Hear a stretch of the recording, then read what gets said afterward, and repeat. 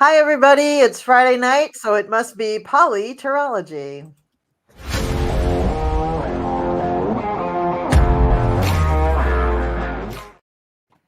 Hi, everyone. Thank you for coming. I'm here with my friends, and we're going to play POLITAROLOgy. I'm going to let everybody go around the circle and tell you what's going on with their channel. And in case you don't know, I don't know why you would be tuning in if you didn't know who I was, but I'm Colleen Pearl, the Cool Crone. And I'm here with a bunch of my friends. So, Shari, why don't you kick it off for us and tell us what's happening down there in the swamp? Oh, well, we're going to get into that in just a little bit. Dealing with our lovely new governor that, yeah, we'll deal with that when we come to it. But Okay. other than that, the weather's finally warming back up to the upper 60s, lower 70s.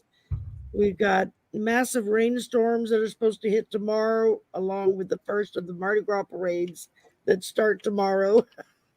Mardi Gras is not one day for us down here. It's like a whole month almost. They started all this stuff a couple of weeks back, and then this week going into it is Mardi Gras week, and a week from Tuesday is Mardi Gras Day.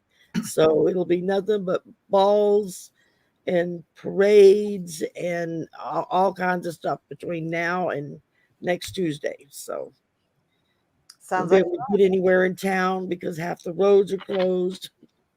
yeah. A lot of music, right? A lot of music, a lot of food, a lot of drunks. So, goody. Sounds like my kind of great time. Combination for down here. Yeah, right. Really great. All right. Well, Val, hi. Nice to see you. Good to see you all. Let us know what's going on your channel. I have just started channeling again. And so if you can catch that every day at 2 p.m. Pacific time or 5 Eastern. And it's also on not only Dragonfly crystals, but next level channeling. So it'll be something wonderful from one of the ascended masters, angels, or guides. And also tomorrow will be our giveaway for a free Akashic record reading. Catch that on Next Level Channeling. Thank you.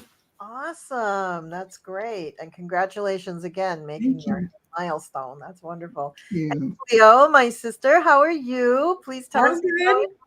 So good to see everybody. Yeah. Well, only thing I got going on is POLITAROLOgy today, and then on Monday I've got Caffeinated and Unfiltered with Val and Gerald and Allison. And then on Thursday we got Golden Girls, and that's a political thing, and that's Val's in on that one too. And then next Friday we have another POLITAROLOgy. So that covers a week. But I'm crying because you forgot to mention that I'm gonna be on Caffeinated and Unfiltered too. Oh, are you? Yeah. I'm sorry, I didn't have that written down. You did not have that info. On Monday, Caffeinated and Unfiltered, Colleen is going to be there as well. Yes, I'm going to be there. Okay, yay. Thank you. Okay, great. Okay, good. All right. And I know you have a million things going on. My sister, everybody, is on more shows than I am. I mean, it's crazy. She's just on all the time. So you can always see Cleo this year on her channel, but also all over the place.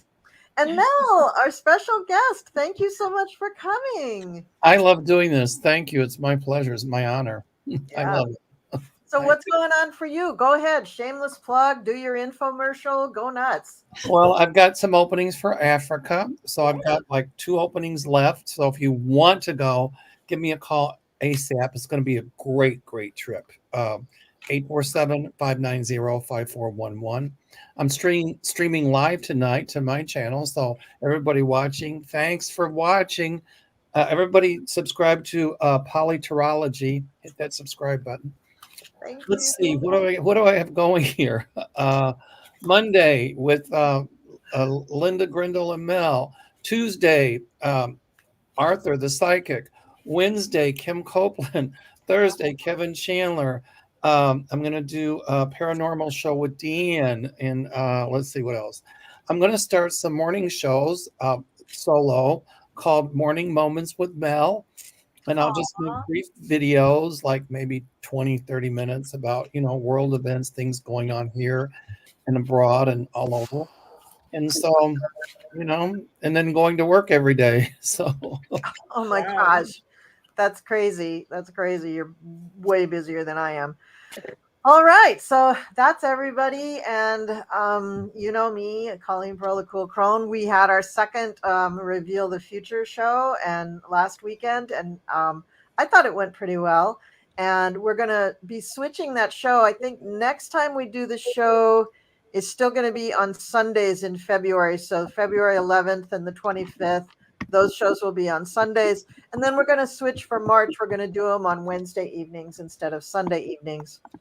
Let's see what else going on for us. I'm on Caffeinated and Unfiltered on Monday. Oh, I'm going to be on Sunday. I'm going to have Andre Carr on my channel again. And we're going to talk about, political stuff with astrology. On Friday, on Thursday, I'm having fiber optic installed in case anybody cares. And on Friday, I'm having, who else? Who's all going to be on Polytrology? Marina's going to be there. Shari will be there. Celtic Tarot Sheila will be there. And David from Tarot by the Bay will be there. And let's see, we have Imbulk. And what else do we have here? That's enough. That's enough stuff. No, we can save it for the next week. Okay. So, Colleen, I also wanted to mention I'm streaming on my channel as well. I don't know if everybody streaming today? Yeah. Yep. Yeah. Oh, okay. So if you want to just hop over to my channel, I'd certainly appreciate that. I've got all our channels already up on the other computer, so it's clocking time. Excellent. Wow. Great. And I do believe that in the description for this broadcast, I put everybody's URL for their channel in the description. So that's already there. But if you can't see it, then by all means, just, put in our names in YouTube land and it'll take you there to our channels. That's great. And yeah, I am trying to get to 5,000 subscribers. And so I would be very grateful if we could get some people to subscribe. And is that Lily or Lucky? It was Lily. It was Lily. Okay. And I'm pushing for 2,000. You're going to get your 5,000 subscribers very soon. So everybody, please, please, please subscribe. Well, yeah, because Lily just agreed that they should. She's barking to support me. Thank you, Lily. I appreciate that. I'm like 300 away, I think, from hitting 2,000. So that's wow. Oh, wow. I was thinking to myself, every once in a while, I get very competitive and I'm like, well, why did they get more than me? Why did they get this? And they got this person on their channel and and I stop myself. And I let myself go on for a while. Honestly, I'm pretty bad. I'm pretty judgmental. But anyway, after a bit, I pull myself back and I say, "What, Colleen? What is going on? Why are you you're supposed to be this spiritual, love it, everybody? You're supposed to be very lovey-dovey. So what's going on?" And I said, "Yeah, I don't know. Maybe I feel like I'm not doing enough. Like there's more that I could do to try to make the channel interesting and bring people there."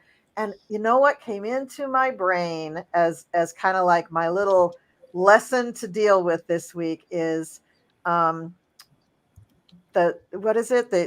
incoming tide raises all boats. Ooh, I love that. Oh man, that's nice. Right? So I was just like, you know what? Yeah, Cole, just stop worrying about all that shit. Just do your thing. It's gonna be fine. But I have to remind myself of those things. I'm very, very human and very connected to this rock that we float around on called Earth, and it's a challenge sometimes to maintain that very loving vibe in everyday life. But I'm working on it. Work in progress. All right. Yeah, I try to not look at the numbers anymore because it just makes me crazy. Yeah. You go up and down and up and down and up and down. You'll gain 5, drop 3. Gain 5, drop 3. It's like, y'all making me crazy. I don't want to know. Well, I've decided that, we're on this planet. It's a dualistic planet. This is part of our lessons. And that's the challenge, is to kind of try to ignore that stuff and maintain a more Zen feeling about everything. So So the first thing that we're going to talk about is actually a question that Mel brought up.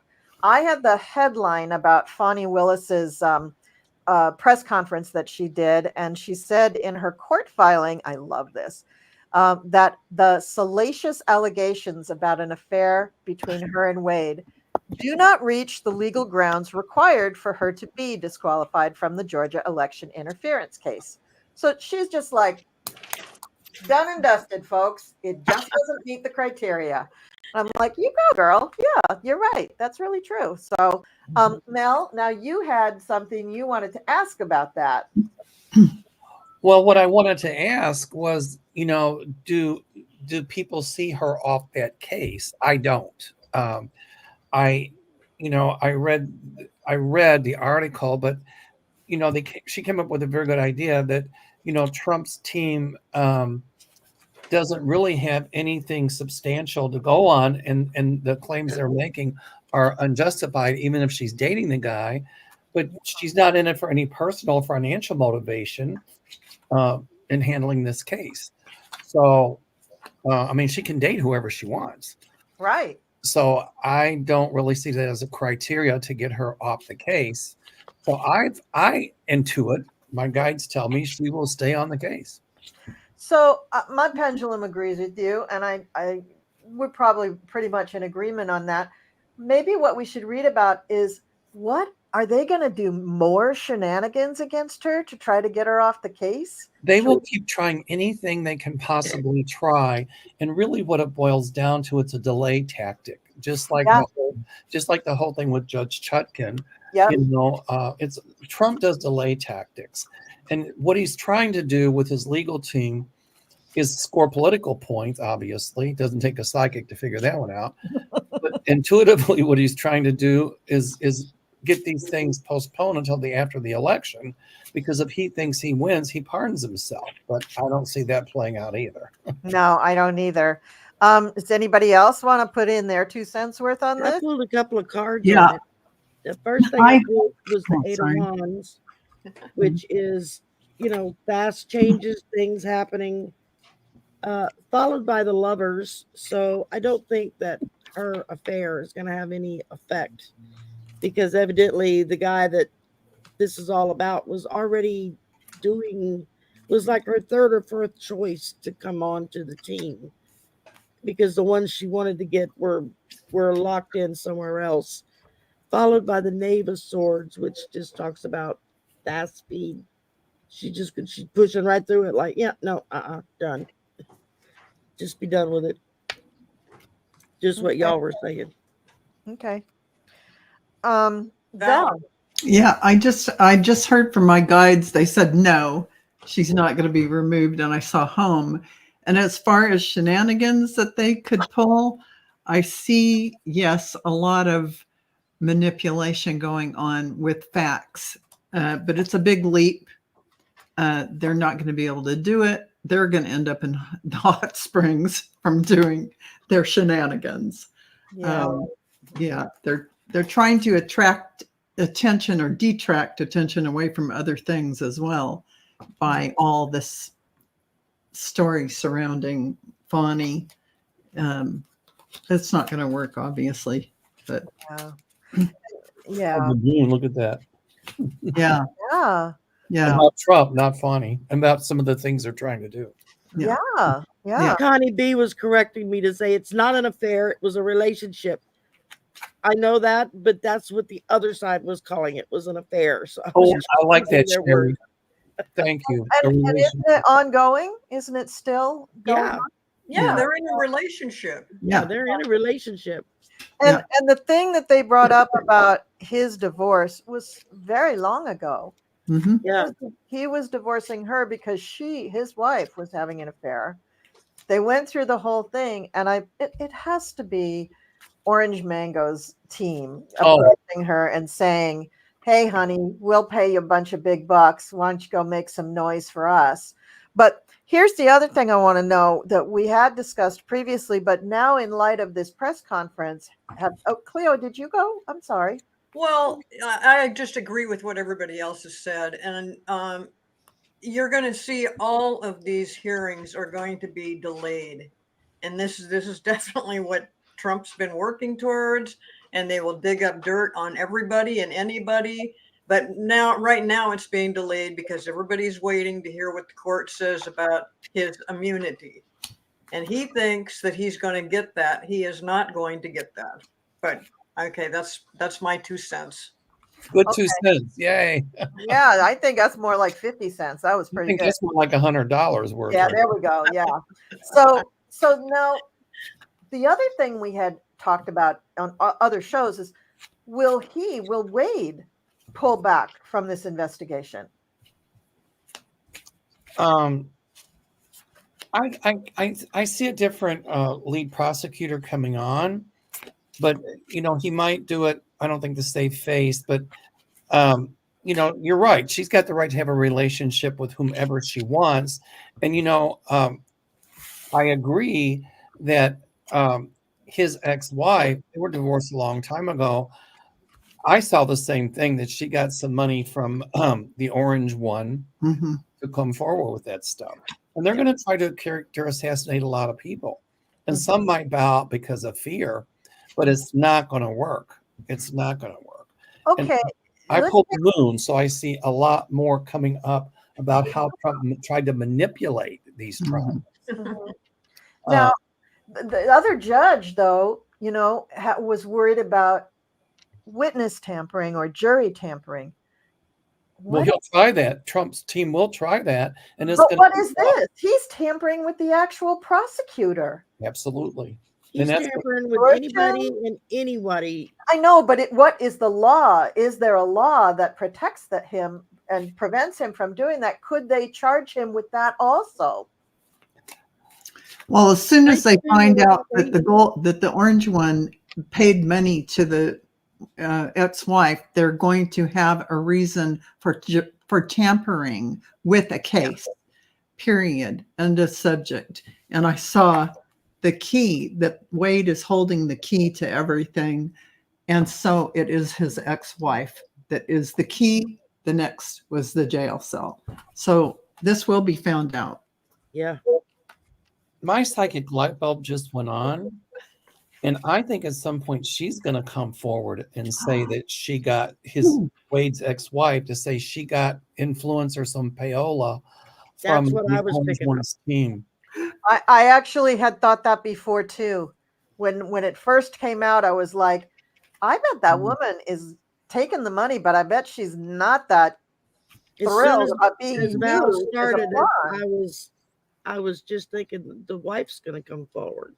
And then Mel said what he said. It was like, yeah, that ding, ding, ding. I got the chills on that, Mel. So yeah. No, but how soon would that be? Is that going to be in time to really, mess him up, or is he going to be long gone from this earthly coil, or how long is it going to take for this? I intuit it's going to be a lot sooner than later, and I see somebody pressuring her to come forward because they're going to say, we're going to be investigating you. So. Nothing like having the FBI knock on your door and say, ma'am, well, we got some evidence against you. Nothing like having an ex-husband who's an investigator. Yeah. Hello. Well, and these are just more things to delay. I mean, I don't really like it that she might come up and say that she got paid by Trump. I mean, it might look bad, but in the long run, Trump doesn't care. Whatever it takes to delay all these things, and that would be another delay. Oh, no. I do not think that this will be working in Trump's favor, and I do not think he will like the delay. I think he will not know about this investigation. That's right. I think this will be going on behind the curtain. It will be on the down low. Yeah, on the way down low. And I think Mr. Wade and the ex-Mrs. Wade will be only too happy to cooperate in the whole thing. Oh, that's what I get. What about you guys? Yeah. Yeah. I love that. I love that. Right? Yeah. Yeah. So I think we've got covered Fani. Okay. So Shari, let's bring out one of your questions. All right. Which one you want to start with? The hangings or the Yeah. Let's start with the hangings. Yeah. Okay, for those of you that are not from my neck of the woods, you're so lucky.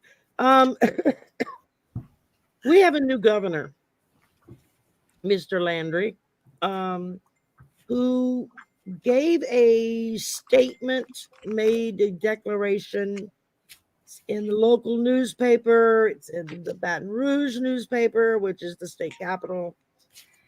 And what he stated today was that the state of Louisiana has an obligation to resume death penalty executions. He said, and this is in quotes, hangings, firing squads, and electrocutions should be used if lethal injection isn't available.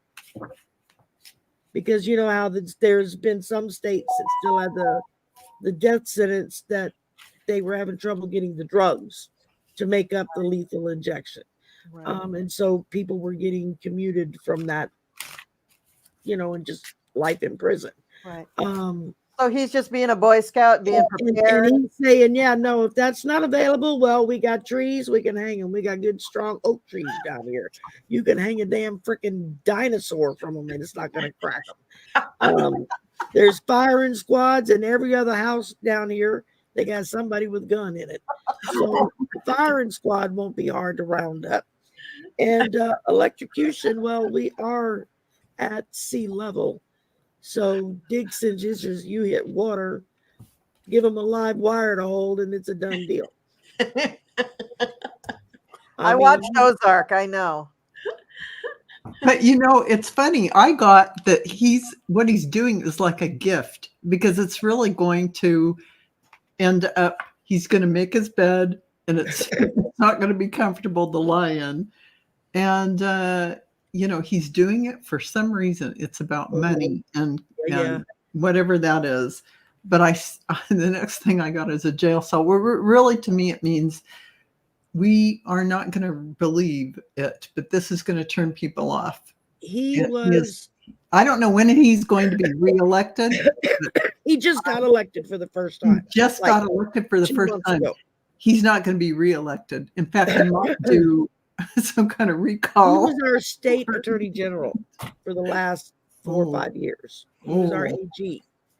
When Trump lost in 2020 and started the Stop the Steal nonsense, he was one of the first state AGs to jump on board, sign on up, and say, oh, yeah, we got to do this. He's already come out publicly on air and said he was a strong supporter of President Trump and that he should be put back in office.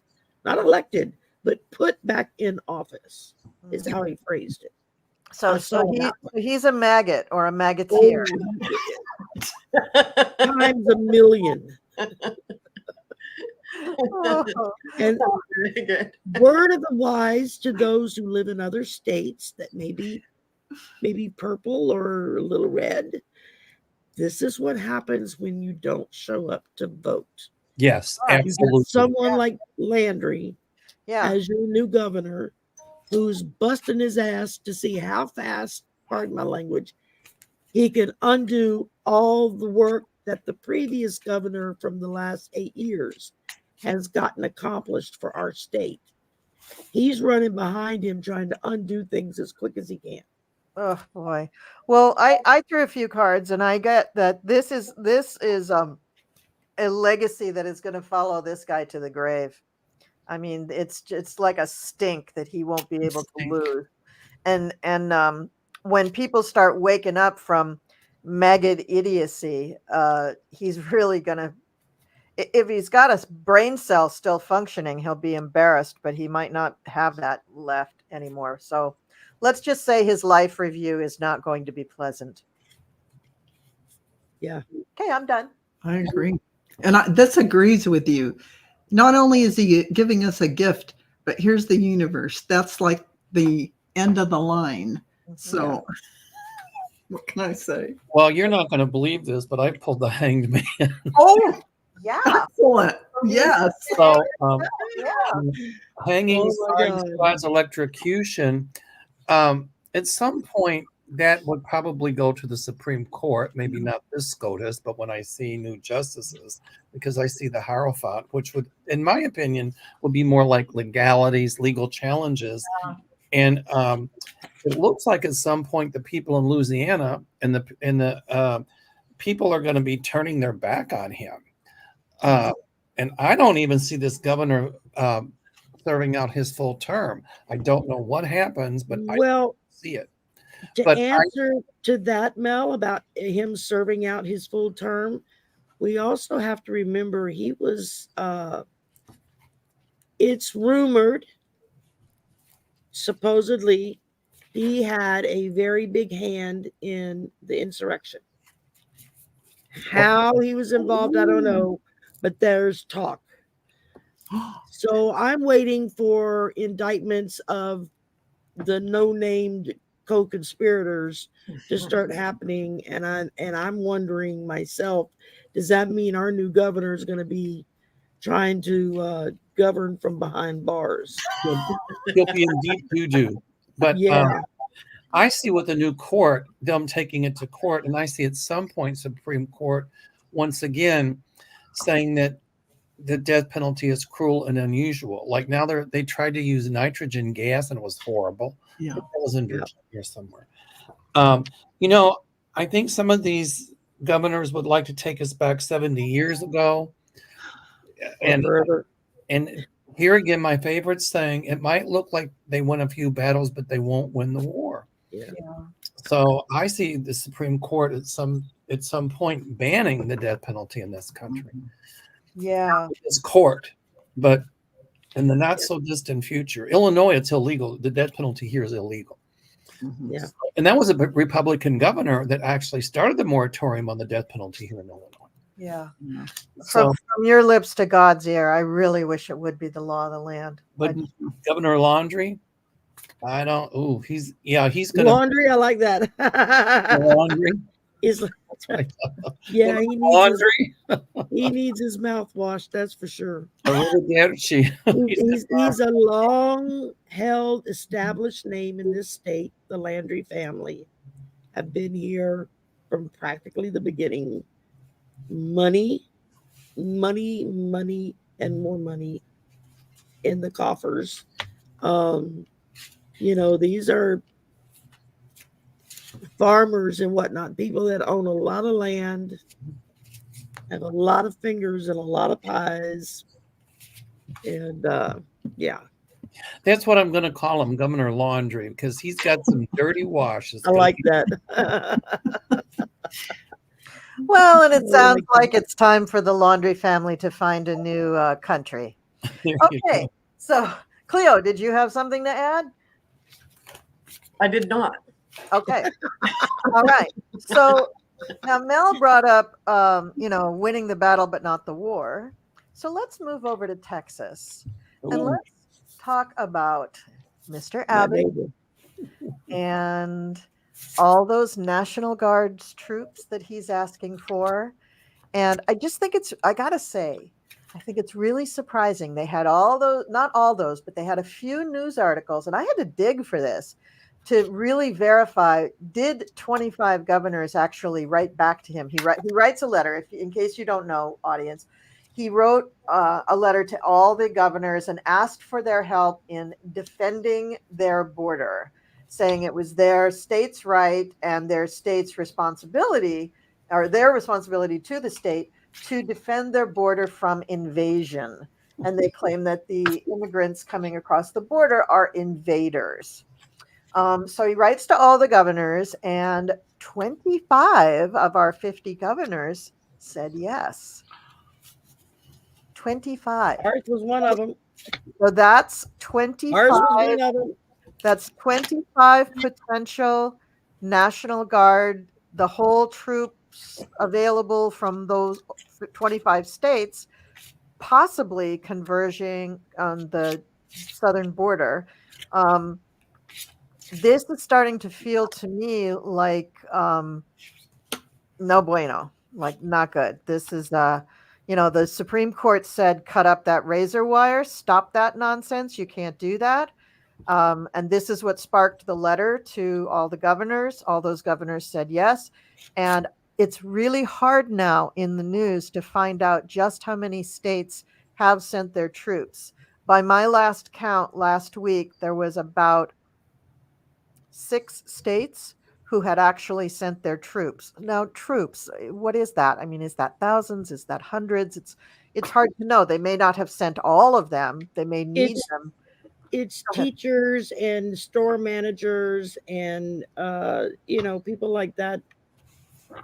No, I that know are in the that. I National know that. Guard. But they're trained. They are trained. Yeah, they're trained, but they're So even if Biden decides, like a la John F. Kennedy, sending in the National Guard to defend the desegregation of schools in the South, even if that happens, what does Biden have left to federalize?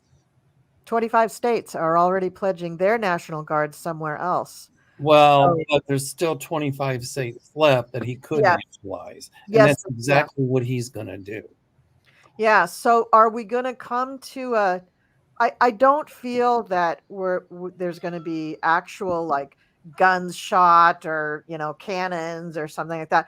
But are we going to come to a point where we have National Guard across the street from National Guard going, "Uh-oh, I got to stop you from going here"? Is it going to come to that? What do we think? And how many of those National Guard that's backing Abbott and his nonsense are going to wait till it gets dark enough to slip over to the other side, say, hey, I'm not doing that, I'm over here?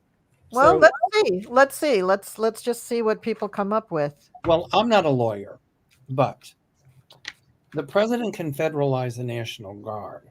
So if those governors from those states sends National Guard to give the middle finger to SCOTUS and keeping that razor wire up, then those National Guards people that follow those orders could be in trouble, and so can those governors.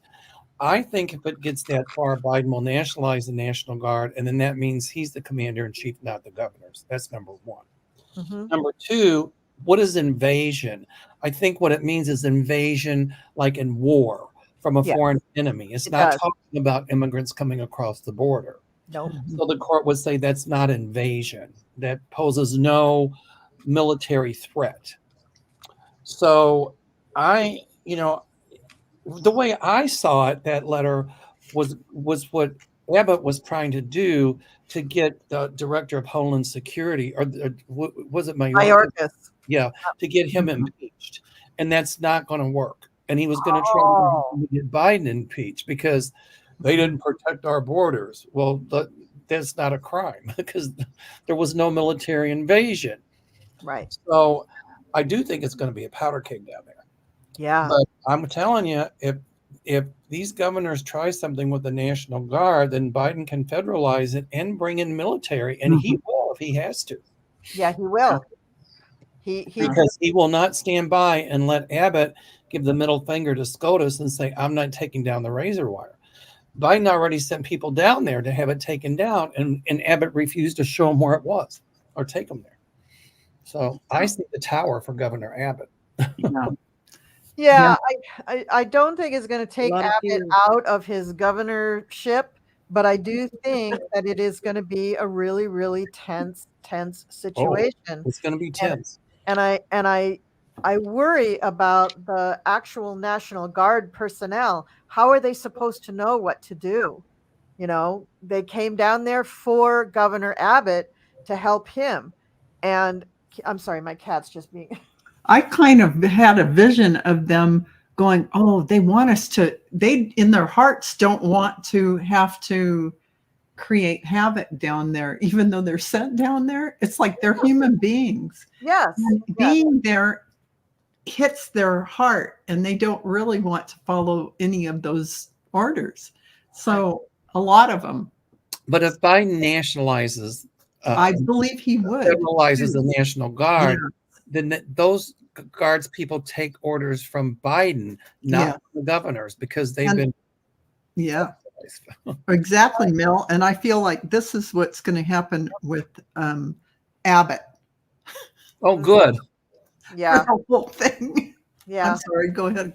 No, no, I Colleen. was jumping Yeah, in on you because I was Yeah. agreeing with you. yeah. I have the 10 of cups, the ace of cups, and the king of cups. So Joe Biden, king of cups. Yes. Is this I do feel though that this is going to be a big moment for Biden. I think this is going to be like the heavenly light shining down on his little white-haired head. And I think even some of those National Guards people are going that went for Abbott. I Yeah. think some of them, they're going to have a come to Jesus moment. It's going to be a come to Joe Biden moment, where they're going to feel like, yeah, that's our president. He knows what to do, because they do feel it's wrong in their hearts. And they don't want to fight their brothers from another state. They don't want that. Yeah. And so it's all going to feel, I feel, very hinky to them being down there. That's a technical term, by the way, hinky. They're all going to feel very funny about doing that. And when Biden will physically show up. Oh yeah. We will see that moment. I mean, I don't know if anybody will videotape it, but it will happen. With Just like when he showed up at the Union. Yes. Yeah. thing. Yeah. They'll be First president to ever show up during the middle of a strike and stand on the line with them. And if you look carefully on that video, you'll see he sprouted wings. No, I'm kidding. But this is just where Trump and the Republicans don't want this to happen, because they want to stay, and they're fighting it tooth and nail. So again, Biden's got so many things working against him, but he is the president and he will do the right thing. And I do see him showing up down there and correcting this problem. And all the Republicans they're just going to be up in arms, and they're not going to do a thing to help him. Nothing. Can I say yes, Clarence, the Teamsters have already endorsed Biden. Yeah. Can I say one more thing though? That video of him sprouting wings on the Texas border, that's going to be in every political ad from this point on. And it's that border thing that they all wanted to create. It's going to backfire so bad on them. It's going to catapult Biden into the top of the polls. And I think it's going to help Mayorkas. And guess what, you all? Yeah. Biden ain't going to be holding the Bible upside down. Right. I don't. Go ahead. I'm sorry. You know what I intuit is also some of these governors like Abbott. What they want to do is secede without saying they have seceded. And I think, when he said these 25 governors, well, do we know if it was 25? But it really reeks of civil war, if you think about it. Yes. And they want, I think the MAGAs, there's some moderate Republicans that don't, that they want to do things according to what the court says and this and that. It's the MAGAs that are behind this, Trump and the MAGAs. And they want chaos. They want anarchy. They want all this going on. That's how dictators come to power. But they're not going to win. It's not, they're not going to win. No, I agree with you. Those maggots just have such 5-year-old energy. Like they're just a bunch of friggin' toddlers. And their reactions to things are just so unmeasured and so just not mature, so immature. All Biden has to do is stand up and be an adult. And everybody kind of goes, oh, that was great. I think what Abbott and some of them want to do as well is create a constitutional crisis. But we'll when Trump was president, I do think we had a constitutional crisis. I don't know if we'll have a full-blown constitutional crisis, but very close. And if anybody could create that, it would be Abbott. He's a lawyer. He's a former judge. I don't know if he was a former federal judge or state judge. So, and he's also, he's known as a constitutionalist. He has studied the Constitution upside down, backwards, and forwards. So he really knows the Constitution. It's crazy town that he's interpreting things the way he is. He knows that's wrong. He knows that's not an invasion. He knows better reread it, Yeah. Well, and my little psychic light bulb just went off because what I'm seeing is this is backfiring already as it comes out in the press, as more and more stories come out, the fact that Biden and the Democrats offered billions of dollars to be brought down there to update everything and make it more efficient, be able to, people that truly need to come in for asylum can, and others can get turned around and sent back. I think, just what I'm feeling is that it's in the beginning, it's going to look like Abbott and them are winning the war, but in the end, it's going to come back to truly fight them in the behind. I just really feel like a lot of people are at the point where they're like, I don't want to see another civil war happen in this country, and enough's enough of this. It's like a room full of toddlers who are told, no, you can't have an extra popsicle. So they're all pitching fits and they're tearing the room up and breaking all the toys because they can't have their extra popsicle that they want. Those toddlers. They're 5-year-olds. They're just toddlers. Yeah. Toddlers. Yeah. So here's another person who doesn't quite interpret the Constitution the right way. Nikki Haley on a morning radio show said that, about Greg Abbott and the Texas border situation. She said, if that whole state says we don't want to be a part of America anymore, that's their decision to make. No. And she's running for president. And it's illegal to secede from the nation.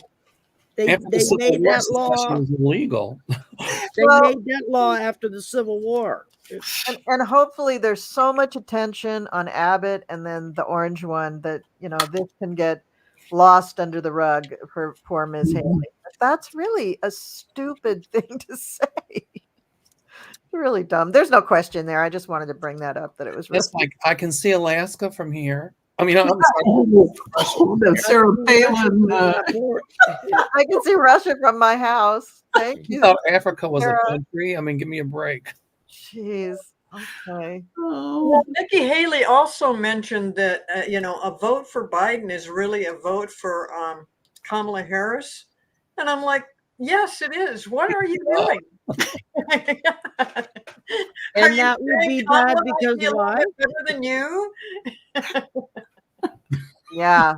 Oh, can I say this? This is in the comments. This is great. Ian McGrath says Nikki Haley is a fart in a trance. Oh boy, that's a good one. Oh, that's a good one. That is really good. Really good. I'm going to remember that. I hope we don't get put in jail. No, you won't. You won't. We're okay. All right. So, Mel, did you have another question? Let me see here. That trans thing's hard to follow. Yeah, it is. Oh, that MAGA goes to war on Taylor Swift. There was an article about it, and it said because they're going to war on Taylor Swift, it could very well cost Trump the election. So, Taylor Swift did not take sides. She just said, vote, go vote. Or register to vote. Or register to vote. Taking political sides. But I want to tell you something. They stoked her engine. They really did, because she's going to come full force. Oh, the right is melting down. If you watch any of the pundits on the right side, they are freaking out over her. All she said is go vote. Yeah, but she's a girl. In their mind, she'll always be a girl. I can't believe that they are worried about her. But yes, she does have influence. She is definitely a Democrat. She definitely supported Biden, and she'll support him again. But, What freaked them out, Cleo, was the fact that one of her last concerts in the last couple of months, and she made a comment from the stage. She didn't say go vote blue or go vote for this one, that one, the other. She just said, there's a lot of you out here that are going to be 18 before the next election hits. You need to register to vote, and you need to find out what the facts are, and, go register, go vote.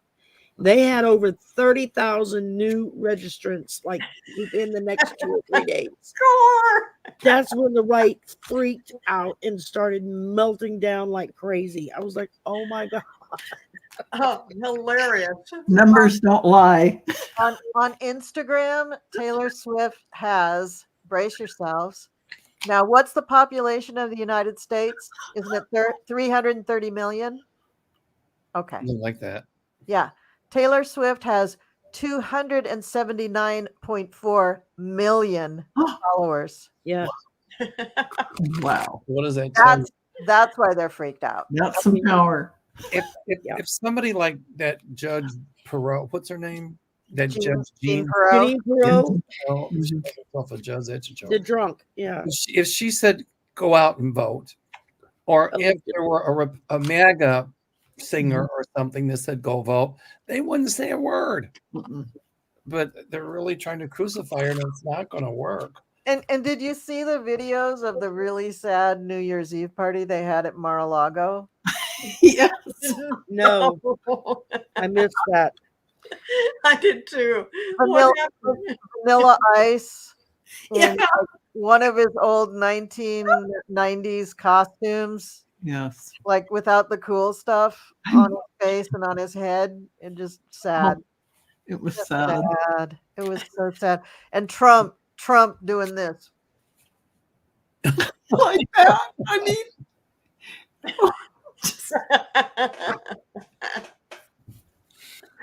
Good invitation. Oh my oh God.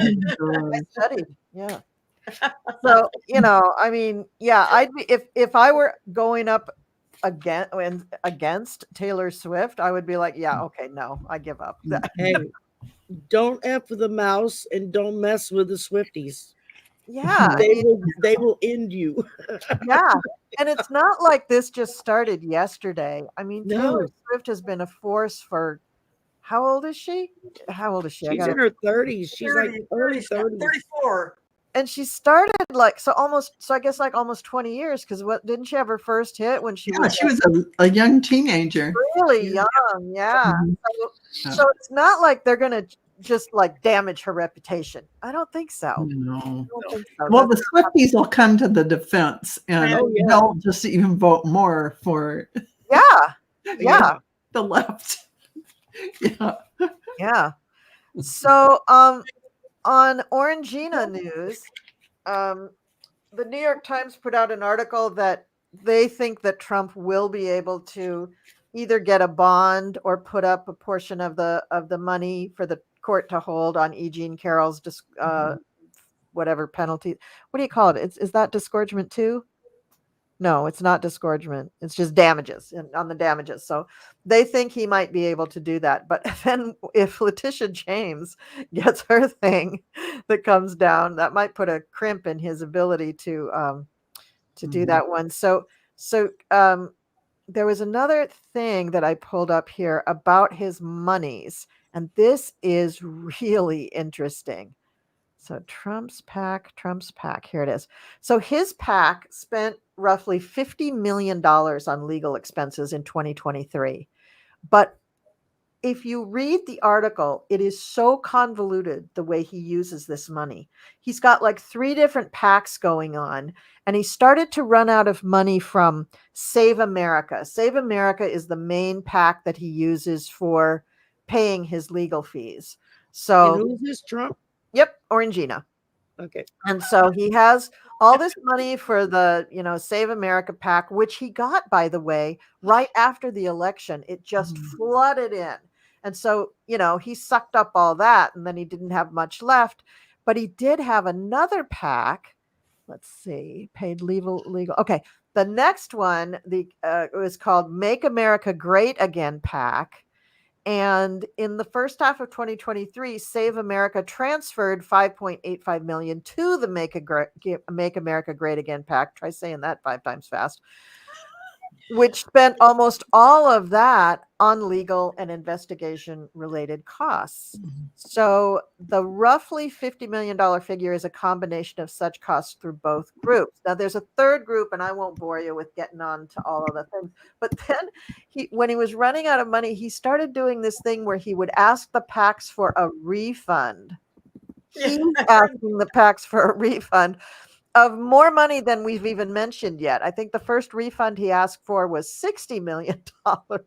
So he's playing a shell game, even with his damn PACs that are paying for his legal fees. He's still doing the thing he was doing with Trump Org. It's just crazy. It's amazing. Well, And the judge that they assigned to be over his accounts, yeah, and everything in New York, who just like rang the bell on a bunch of illegal stuff that he was trying to pull. So.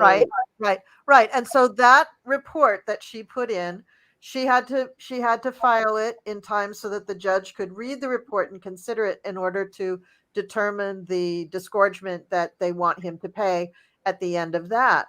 So his PACs are a mess. His PACs are really kind of running out of stuff. Now he's going to have to pay this other stuff for Letitia James. How do we think he's going to do this? I think they're going to put a lien on all the properties that he supposedly owns, have him sell off some of those. I see a lot of the buildings with his name on, he doesn't really own. They just pay him to use his name. I don't even know if Trump Tower here in Chicago, I don't know who owns it, but I see the letters taken off Trump Tower. My joke is, I hope they take the T off first and just leave Rump up for a while. And with Rump there, that would probably increase the market value.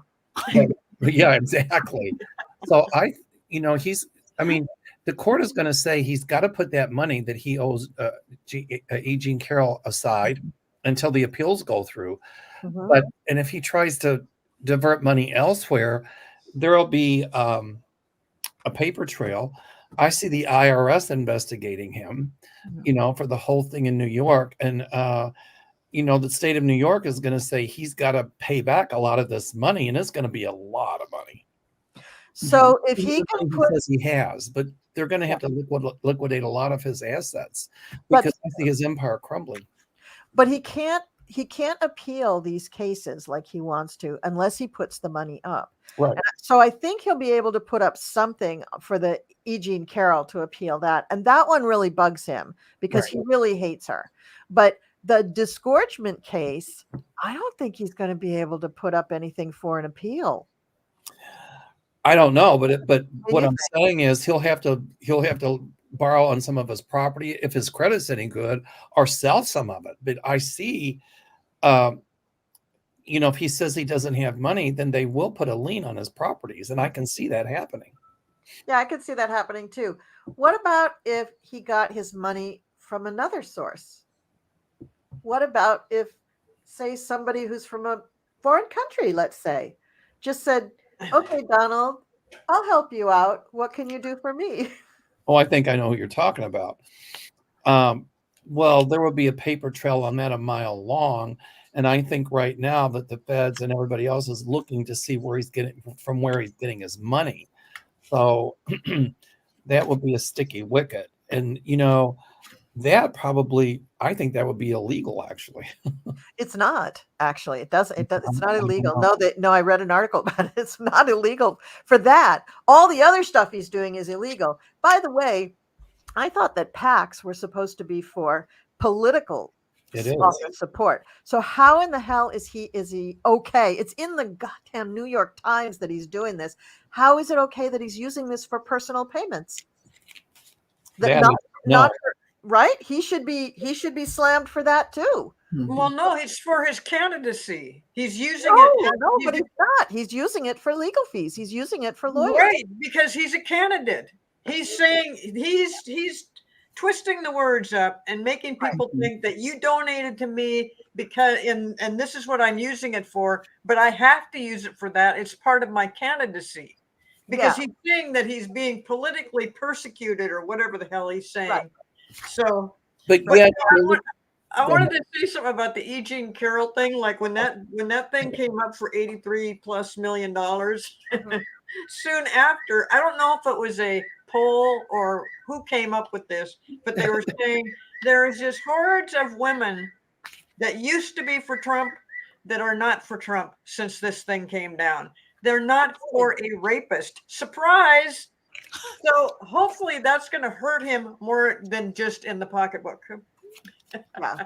And just because Trump says this stuff really loud and proud that he's, he can do it, doesn't make it legal. He can say it all he wants, but as we've seen, when he goes to court, judges say, sit down, sunshine. That isn't the law. Who is the woman there that the DOJ is looking into because they said she used campaign funds to pay her husband to be her head of security? Cori Bush. Cori Bush. Cori Bush. Oh, okay. But they're investigating her, but yet they let Trump use supposed campaign money to pay his legal fees. Yeah.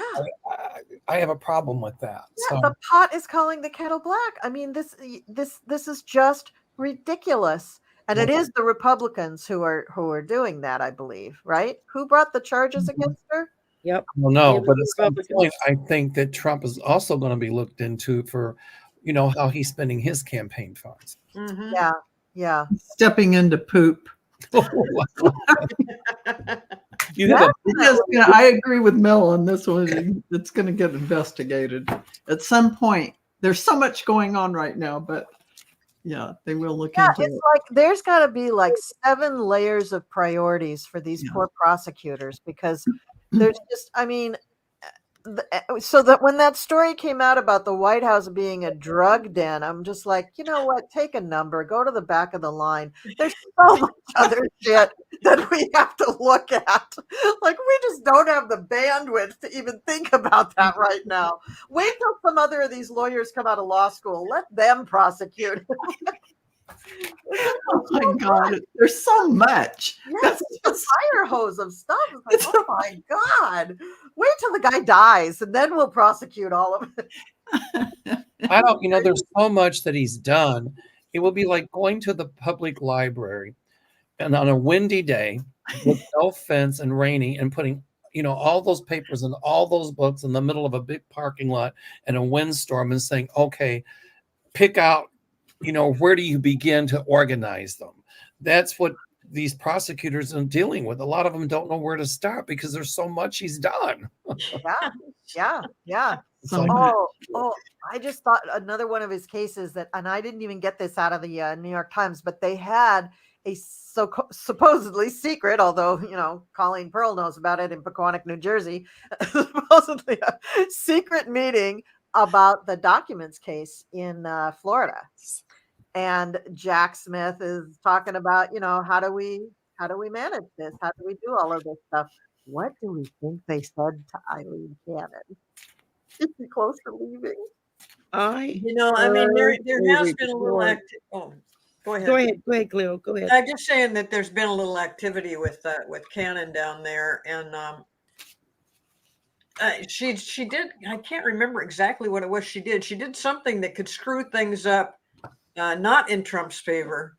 So I hope she did. But she's another one. She just delay, and she'll just stay on that same gravy train.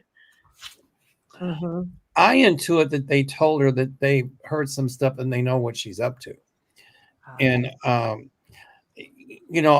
don't think they'll pull a Trump thing to say, well, if you do this, we're going to do that. But I think they just let her know that they know what's going on. And I don't know if they kind of hinted that she should recuse herself, but I think, they let her know that there's some stuff that they have that really she should not have done. And we'll tell her about the overreach. And it looks like they'll be victorious because I pulled the 6 of Wands, which means victory. So I don't know. I've always seen her out that case, and I at some point see her resigning from the bench. I've always gotten the same. Yeah, I'm sorry. Go ahead. Oh, I was just saying, I always got the same as Mel, that she would eventually have to recuse herself, and it would be behind the scenes. She'd have a talking to, and she would just have to step down from the case. But this is what she's sort of, this cell just represents being tied up because she's being watched. And it's come to light and said to her, we're seeing this that you're doing, and this isn't right, and that isn't right. And so she is already feeling the pinch of being in the spotlight. So yeah.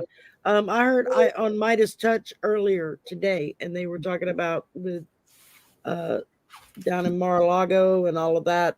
Yeah. Evidently, it has now come to light that when the FBI went down there to search for all the missing stuff, that there was one room that had a brand new lock on a closet and no key to be found because the key was with the Orangeness, who had flown up north to New Jersey or wherever the hell he goes.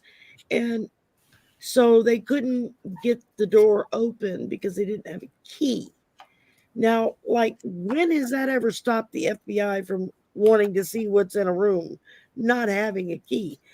I've seen videos of them practically taking a house down to nothing but its bare foundation because they think they're looking for something in the walls. And now, evidently, according to what they were saying on Midas Touch, was one of the people that worked there was told to put a new lock on this closet door, give Trump the only key, and destroy the other key so that there would only be one person that could get into that room. And the guy did what he was told. But now he's gone to the FBI or gone to Jack and said, look, when the FBI came down here, they just were like, oh, okay, no key. I guess we can't check that room. So this was not just a regular closet, because otherwise they would have just kicked in the door. You right? would think.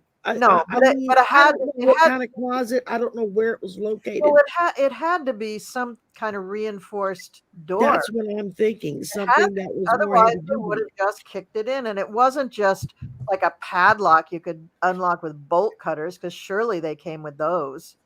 I've got a feeling that they probably talked to. When did they discover this? I'm sorry. I don't know when this information came out. Midas Touch was talking about it this morning. Is the first time I've heard about it.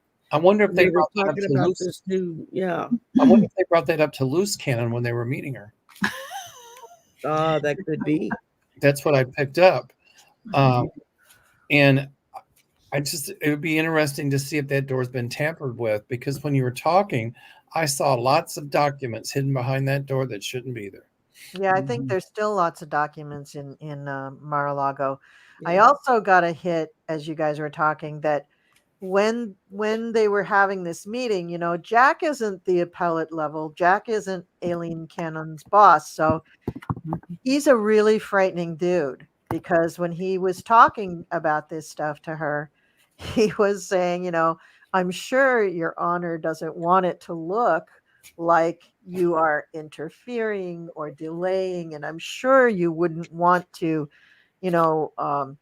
interfere with this case in such a way that it would, throw, shame on your reputation, or God forbid, even threaten your law license or take you off the bench. I'm sure all of his speech to her was really couched in terms of, I'm just positive you weren't doing this. And I bet she was scared to death, because she was doing all of it. So, Jack Smith is quantum leaps ahead of her in his thinking. Arthur the Psychic called it 4-level chess. And I said, I disagree. It's multi-level dimensional. Multi-dimensional chess. Yes, that is it. Jack Smith is quantum leaps ahead of her. And I'm sure this was calculated on his part. He's really brilliant. He really is. Right. And he's a brilliant strategist. And so I think you're right. I had a vision of her like shaking in her boots. Yeah.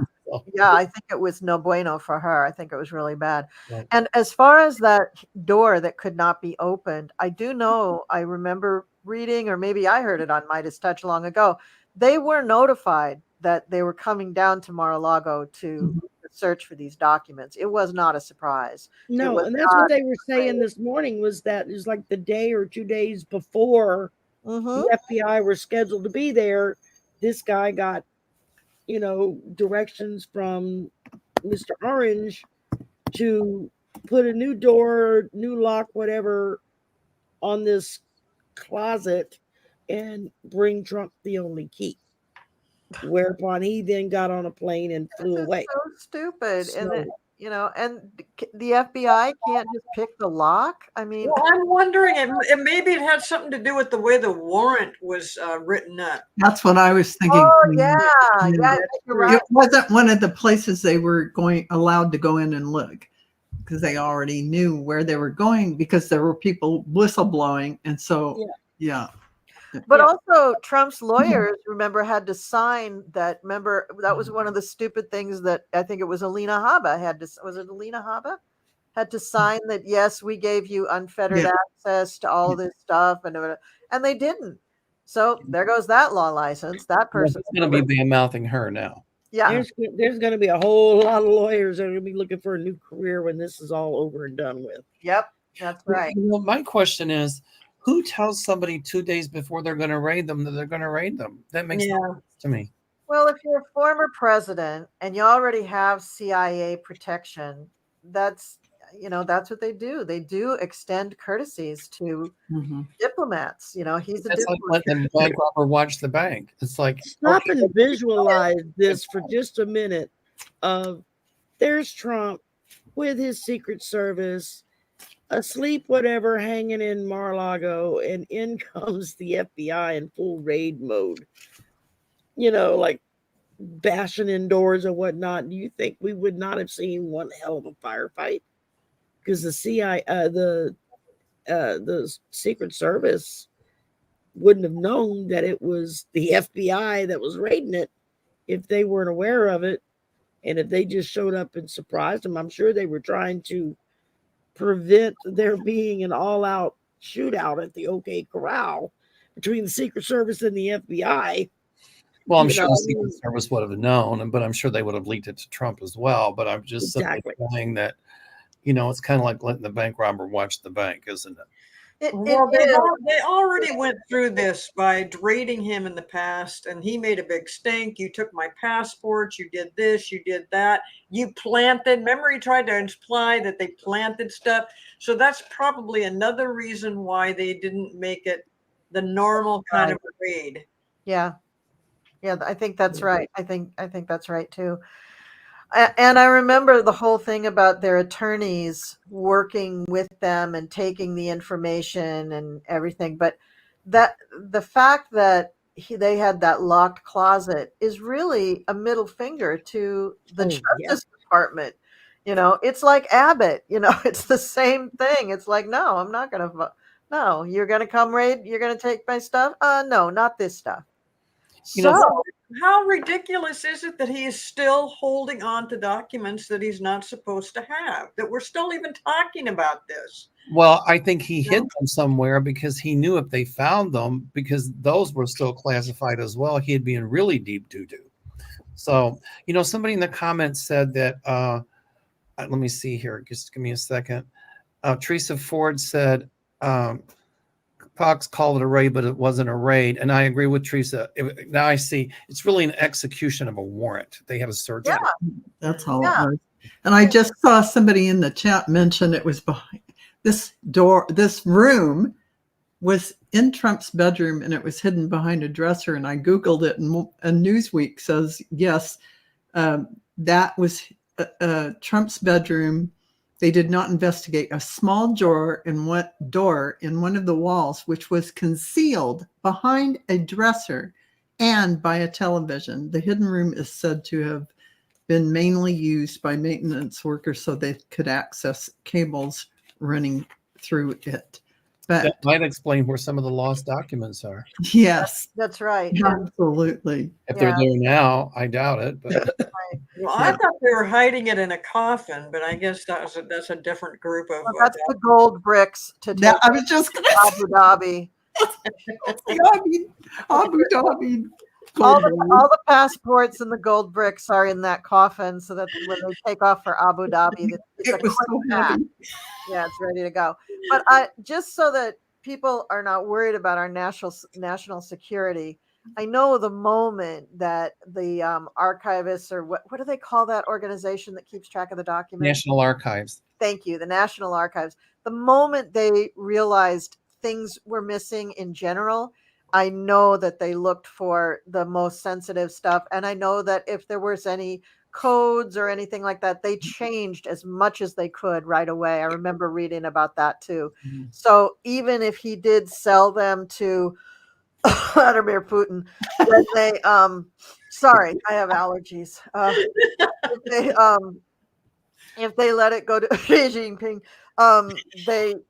it would be moot because all the information would be changed, and so Trump maybe really thought he was doing something real sneaky with all of his secret closets and everything like that, but the information is probably worthless now. Right. I mean, didn't Biden remove Trump's security clearance? I mean, presidents don't do that to former presidents. Mhm. Yeah. What does that tell you?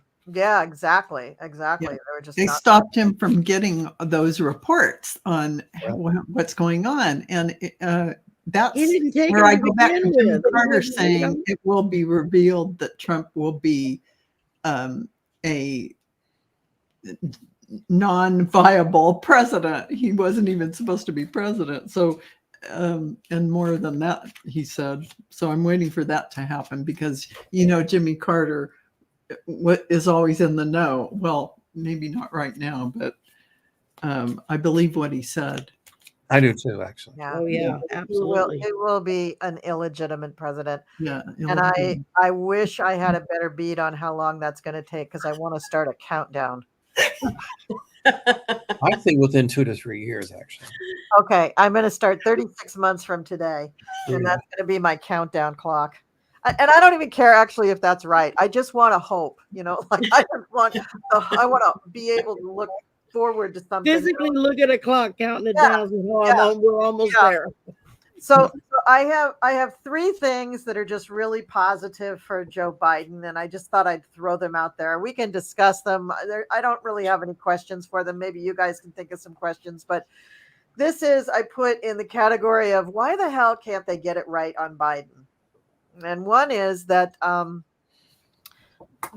strong economic data, the Biden team really hopes will restore voters' confidence in them as a team, as an administration. And I think it will. I mean, they just added 353,000 new jobs. My God, that's incredible. That's just incredible. So, Biden's just doing a really great job. And as the economy looks brighter, and it appears that it's going to keep going, people should be very happy with that. They should be very appreciative of that. And I think the Biden administration or the Biden campaign is getting much more aggressive, assertive in saying, yeah, we did all this stuff. It was great. And actually, I just heard Biden on I don't know if this was a press conference or I don't think it was an ad, but he actually called Trump a loser. Yeah. Did you see that? He did. I saw that. He's starting to come out swinging now. Yeah. That's Trump's favorite word to use since he used it against him, which is perfect. Loser. Yeah. And away from the mics and away from the public, Biden talks a lot more colorful than you'd ever expect. And I just read an article that he used the F-bomb quite a bit. Oh, good. Yay. I like it more. Yeah. If y'all think back to a certain darker gentleman who was in his first administration, and they passed the Obamacare, and what got caught on a hot mic was Biden telling Obama, this is a big effing deal. But he said the word, and it was like national television. It's like, Yeah, I remember that. And it was a big It was. it really was. I mean, everybody was laughing about it, but I know there was a lot of people were all upset because he used But if that kind of Biden language. accidentally Like, I dropped bet the he used a F-bomb little in the bit. future, right? If he accidentally drop the F-bomb in the future, all the mags, oh my God, how could you do that? But yet they're the first ones. Trump is the first one to drop the F-bomb. So I do think that you're right. That I see Biden and the Dems becoming a lot more vocal about their accomplishments and taking the offensive a lot more. And that's what they really need to do. I mean, Biden has accomplished more than any president since 1963. I know. And, LBJ accomplished a lot, but Biden has done a lot. And I really think the Dems are going to start taking credit for all of that. And they need to. They need to really get on the offensive. We've got a whole new crop of a lot of much younger and smarter Democrats that are, in state houses or representatives or whatnot that are just getting their feet wet with getting into politics.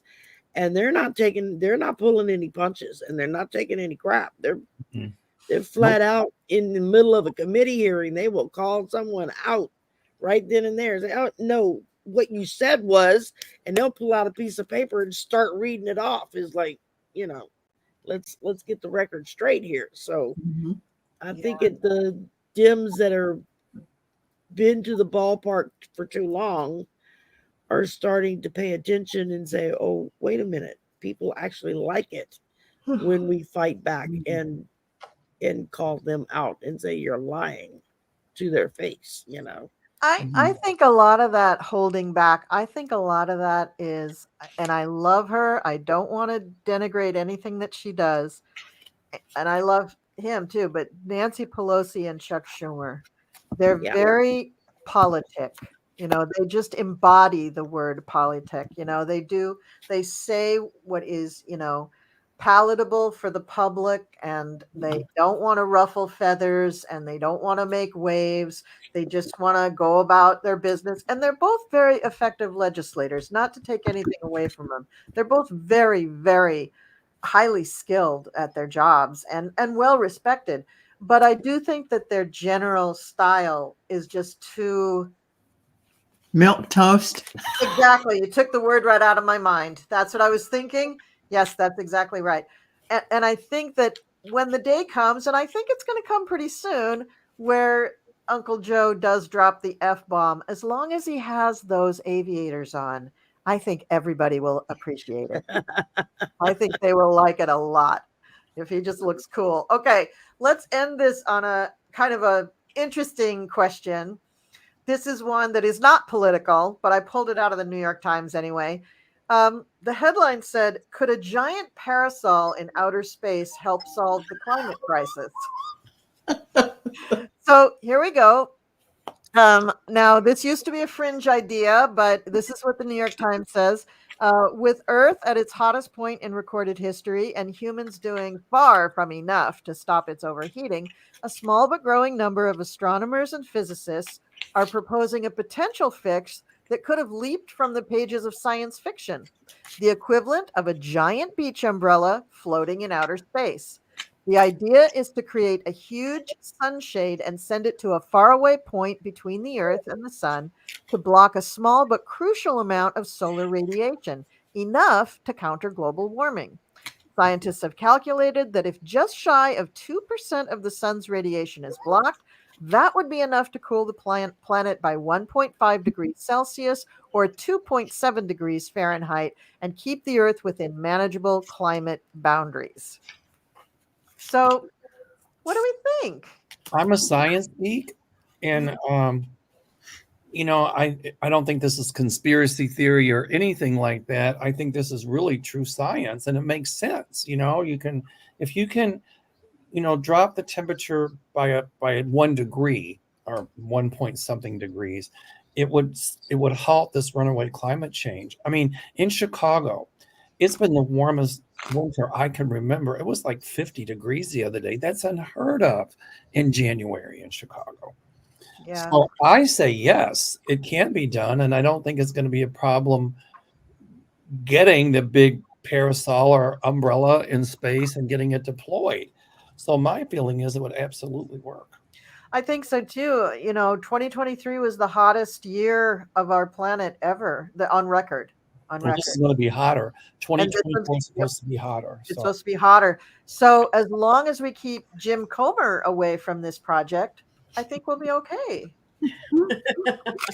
Well, you know, I got that we are sitting in a hot springs, and we're going to have the resurrection of the planet, of us, if we do something like this. Great. That it could definitely assist us to regenerate everything back to the way it was. Excellent. You Excellent. know, and I feel like this is just kind of one idea that's come up that Yeah. could possibly work, but I think it will inspire other people to look into other different ways and then collectively get together and say which is the best. Yeah. Yeah, I could see something like that happening. I see in the comments, Blue says, so we won't stop factories from dumping crap into the air, but we will put a giant umbrella in space. And I agree with that. Yeah, good But point. for right now, they have to do something to stop this runaway climate change. So the Beats the hell umbrella, out of hangings. I'm sorry. Said it beats the hell out of hangings. There you go. That's So great. I think the umbrella might bring the Earth's temperature down a little bit, Mhm. and then they can focus on stop putting the crap in the atmosphere they're putting. Yeah. So, Yeah, We because need to go for the big things first. yeah, and I said it as a joke about Jim Comer, but that Republican, stopping everything, that is the reason we can't stop them from dumping. Trump removed all the EPA Yes. regulations. So we literally made it okay and not illegal to completely mess up our environment. So now we're going to have to take the next 5 to 10 years redoing all those laws and bringing them all back again. Oh, there was one other really uplifting thing that I wanted to read that I said was kind of a demonstration of Pluto in Aquarius. Here we go. So this, ladies and gentlemen, I've been banging on about Pluto and Aquarius forever, and I'm sure you guys you're being very polite looking straight at the cameras, but really you all want to be going, oh my God, this again? Yes, this again. This is so great. This is showing us that we did feel the shift of Pluto going into Aquarius and that conjunction with the sun on January 20th, and all the activity that's been happening since the full moon and up to Uranus going direct. This is the result. Over 800 officials in the US and Europe sign a letter protesting Israel policies. So this is not just world leaders, but regular people who are officials in governments saying, we don't like this, and we're saying stop it. And they released this public letter of dissent on Friday against their governments, each of their governments' support of Israel in its war in Gaza. And that's what I think everybody really wants. And nobody wants this stuff. We just give them a a two-state solution and stop the fighting. What's the deal? Again, it's political. It's so political, and it doesn't need to be. So that's the kind of thing that we have to look forward to, that all over the planet, I think people will begin to come together in realistic, practical ways to bring about, well, first of all, to let their voices be heard, that, we just want humanitarian stuff. We just want it to be fair and great for everybody. And, but they'll do it in a very strong and organized way. That's the Pluto in Aquarius. Look at that, 800 of them globally, not just one country. Oh, it was so, when I read that, I was like, oh yes, this is so important. This is just, okay, somebody else talk. I don't know. I just want to touch on something before we sign off. Shari, you brought up that we're almost near Mardi Gras, which means we're in Mardi Gras season. So somebody asked me last year, what are you giving up for Lent? And I said, riding in submarines and eating watermelon. And I said, I don't give up anything for Lent. I try to do something good for people each day during Lent. And she said, but you got to cleanse yourself. I said, from what? So my thing is, during this Lenten season and every day, just do something nice for somebody. It could be a smile.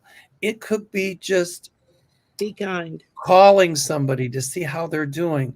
And you know what, Colleen, I like what you said about, people of the world speaking up about injustice and things like that. So I had this idea. Well, actually, I was at Starbucks one morning, and the guy in front of me paid. This was 3 or 4 years ago.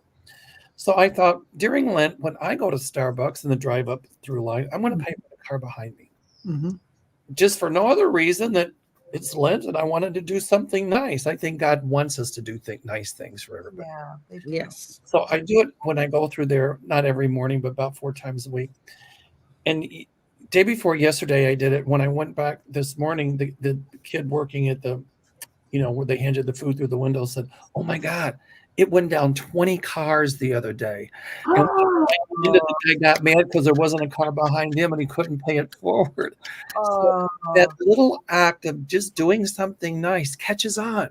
It's like an explosion of light going out with Right. all these people receiving all that beautiful blessings. Right. You might not even know how many cars it went back or the domino effect. And doesn't your heart just open up? You feel that beautiful energy of getting a gift and an unexpected gift. Did that make to that young man and the other people that were working at Starbucks? It's happened to me in the Starbucks. So I know what it feels like. And I have to tell you, it's just an amazing feeling. So pay it forward some way. It's up to us. And I think our voices can be heard. We can speak up against injustice. People of the world are speaking out against, people being senselessly killed. And we should. We should speak up against injustice, intolerance, and murder. We should. And so, during this Lenten season, let our anger push us forward, but let's do something nice for somebody. If you don't have money to pay it forward at Starbucks, help somebody across the street, just give them a smile. It doesn't hurt anything. I've always used the excuse of the analogy I heard, be nice to the checker that's learning their job when everybody's bitching. And the thing of it is that actually happened to me a couple of weeks ago at Walmart. It was a young man. He was standing there. His supervisor was right there talking him through. And the line was still moving at a pretty good clip, but people were starting to moan and groan every time he had to stop, look something up and whatnot. And it hit me. It was like, oh my God, this is the example I always use. And now I'm being faced with using it. And I made a big deal about, wow, you're doing such a great job. And I know how hard it is to learn how to do this job. I've done this before. And, and all this. And I literally watched every person behind me change their attitude that fast. And as each person was going through the line after I was walking away, I kind of lollygagged a little bit just to see what would happen. And I kept hearing one person after another tell, oh, what a good job he was doing. And he was such a friendly young man and how pleasant it was, to come into Walmart and have somebody be nice like that. I was like, it really works. Well, You just really, refocus them. every act of kindness is contagious. And what you're just saying proves it. Yeah. It really is. So, we can open our mouths and be vocal about the injustices and about, how it seems like that hatred and bigotry and prejudice and all that are growing. But I think if we continue to do acts of kindness, inclusive acts of kindness, doesn't have to be huge. It starts here. And other people catch on. And it helps to raise the vibration of the planet and helps to rewire people to try to be nice to each other. Yeah. Well, it helps your own personal vibration. Absolutely. By doing it, it's a great thing to do. That's why I say it's contagious. I love it. It is contagious. And you guys are all beautiful way showers, raising the vibration everywhere you go. That's just amazing. I feel honored to be with all of you tonight. Thank you. Thank you so much for playing with me at POLITAROLOGY. Does anybody else have anything to say in closing? Because we've been on about an hour and a half, and I think that's about all my chat people can tolerate. in some of our bladders as well. Yeah, yeah, there you go. That too. Well, thank you to everybody in the chat. And again, I apologize to them in the chat that I don't, I'm not very good at pulling out their questions, but I was hoping that some of their questions would dovetail with ours. And we had some interesting questions and some interesting predictions. It was really fun. So take care, everybody in the chat. Thank you to all my honored guests. Thank you so much for being with me. And we'll see you next time on POLITAROLOGY. Thank you. Bye, everybody. Bye-bye. It's already here. Okay, here we go.